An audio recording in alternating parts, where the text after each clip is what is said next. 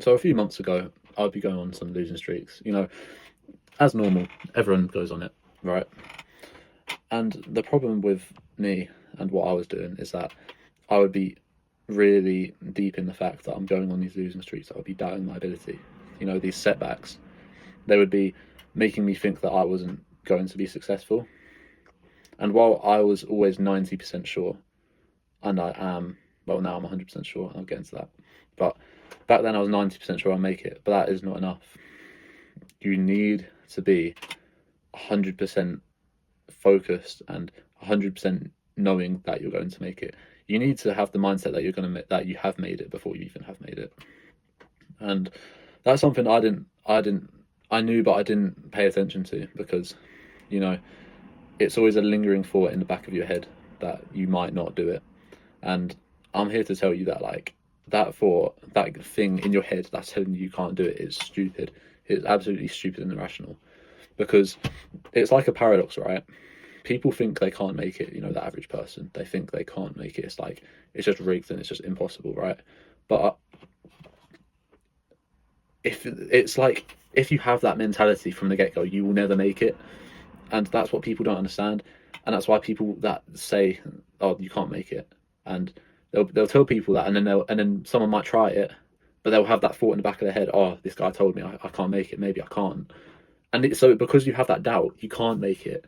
And then now that guy's going to be like, oh, I told you so. Like, it's just impossible. It's not going to happen. So you need to either separate yourself from people that are telling you can't make it, or delude yourself to the point of insanity so that you can make it, right? And I know I'm repeating the same words, but it's very important. You need to have an insane self-belief. And if you don't have that, you can still be successful, but you will never reach your full potential, because you need something inside of you to push you through the setbacks, because you're going to get an unfathomable amount of setbacks. When you think, okay, yeah, that's the last setback, I got it. That's not the last setback. It never really is. The last setback will be a setback that you didn't even think of even as a setback. You might have thought, oh, that's a bit annoying. You just don't deep it because you're so desensitized from the setbacks. You've had so much experience of this in the past that you're like, right, this is just how it goes, and I'm going to keep moving on. And as that develops over time, you're going to be more immune to bad psychology. You're just going to be more used to understanding that you need to be more focused and just not being an idiot. If you're journaling, if you're back testing, if you keep just practicing, making sure you're actually moving instead of just being an idiot. So you've got to make sure that happens. If you don't do that, then you might just slowly just stay in the same place. Yeah, so I want to cover that you need to take setbacks as feedback. Don't think of it as, okay, this is quite a problem for me, like, right, I don't know if I'm going to make it. Instead of that, right, think of it as the market's trying to tell you something. Look, stop over risking, stop over trading, stop being an idiot. Why are you taking this? It's basically, right, imagine you're living in some really strict family. Let's say you're living in Ghana, right? If you do something dumb, you're gonna get punched, you're gonna get hit, maybe not punched, but you're gonna get punished, right? You're gonna get punished. That's the same with trading. Trading is very, very humbling. You should gain a lot of humility from your trading. If you're cocky about your wins, you can obviously tell that person just is probably not going to make it. The best traders, they're not cocky about their wins. They're really focused, because they know that at any time they develop an ego, that they'll start taking stupid trades, and that's where things get blown out of proportion.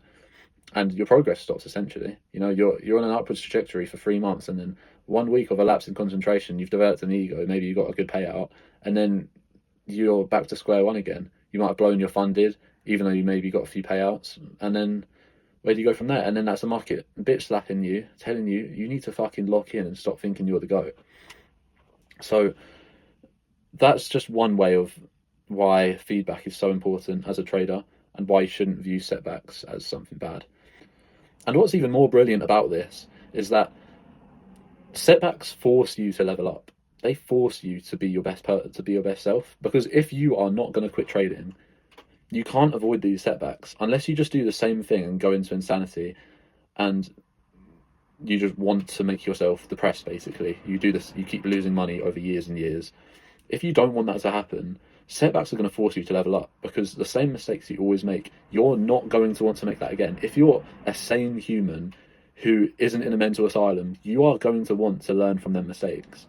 So a setback will show you what you actually need to improve on. So why, this is me included, I'm not some teacher here, why are we taking stupid trades? You know, this is why journaling is so important. This is why, you know, even just talking to someone about it. This is why a mentor is really important, because you can talk to someone about it. A journal is good, but at the same time, it's just your own thoughts, isn't it? You can just say, "Oh, I shouldn't have taken that. Oh, this is why." But then sometimes you need someone to really be like, "What is wrong with you? Like, I want this. I want you to succeed as well. Why are you doing this?" And obviously, I showed how the market punishes ego. On the flip side, it rewards adaptation. You need to adapt. What are you doing wrong?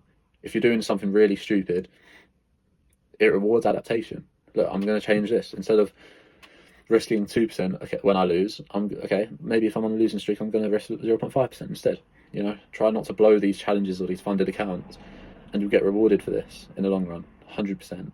And while you don't want to actively look for setbacks, you don't want to avoid them, because without setbacks, as I said, you're never going to achieve anything. So every trader goes through this, every successful trader. You know, all the successful future traders I look up to is, you know, Patrick and Blake, Cole, AG, you know, the real successful people. And they have all gone through setbacks. For example, AG, this time last year, right, November 2024, he was broke. He fucked everything. Like, he really was an idiot. And now in October, he made an 100k week.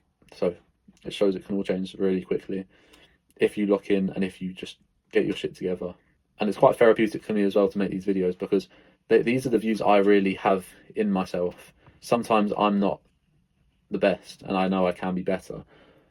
And having these mindful moments, I guess, in your day will really make you realize that you can be better, and you can, and it shows what you're doing wrong a lot of the time, if that makes sense. It kind of opens eyes up. It's kind of like a third eye. That sounds really trippy, but like, you get what I mean. What I want you to take away from this video is just, you need to have these setbacks, and of course we want to get to where we want to be really quickly, or maybe not really quickly, but we have a set time and we want to meet these deadlines because we have so much going on in our lives. You know, if you're working a 9 to 5, it's like, oh, I just really want to get out of it. If you're like me and you're on a gap year, and then you might have limited time in your own head, it's like, oh shit, I need to do this before I get to uni, so I can actually just go into trading full time. It's stressful. It's really stressful. Saying that, if you don't lock in on your mistakes, and if you try and avoid setbacks, you will take 10 times longer to be successful in trading, and that's even worse. So for your own good, you need to really just be smart, get setbacks, learn from it, improve, maybe get a mentor if you've got the money, a good mentor. The guys I mentioned above, not above, before, they're good. I know you can achieve so much.